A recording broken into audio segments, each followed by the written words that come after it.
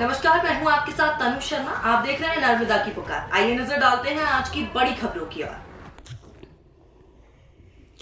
सिलवानी में ग्राम पंचायत सिकपुरी ओचेरा में यादव परिवार के तत्वाधान में आयोजित 7 दिवसीय श्रीमद् भागवत कथा के 6वें दिवस श्रद्धा, भक्ति और आध्यात्मिक उल्लास का वातावरण बना रहा। कथाव्यास पंडित रेवा शंकर शास्त्री महाराज ने भगवान श्री कृष्ण की दिव्य लीलाओं का भावपूर्ण एवं संगीतमय वर्णन करते हुए श्रद्धालुओं को भक्ति रस में सराबोर कर दिया। 6ठे दिवस कथा में श्री कृष्ण रुक्मिणी विवाह का प्रमुख प्रसंग सुनाया गया, जिससे लक्ष्मी और नारायण के अटूट प्रेम का प्रतीक बताया गया।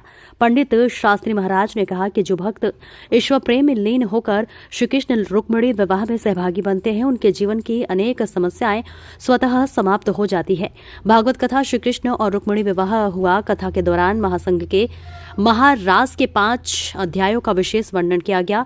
कथाव्यास ने बताया कि यह 5 अध्याय श्रीमद् भागवत कथा के पंच प्राण है और जिनमें जीवात्मा और परमात्मा के मिलन का दिव्य संदेश निहित है। इसके साथ ही भगवान श्री कृष्ण के मथुरा गमन और दुष्ट कंस वध, महर्षि सांदीपनी की आश्रम में विद्या ग्रहण, कालिवयन वध, कालिया दमन लीला, मुचकुंद को भगवान के चतुर्भुज रूप के दर्शन, उद्धव गोपी संवाद वार्ता, नगरी की स्थापना एवं बलराम रेवती विवाह के प्रसंगों का भी विस्तार से वर्णन किया गया।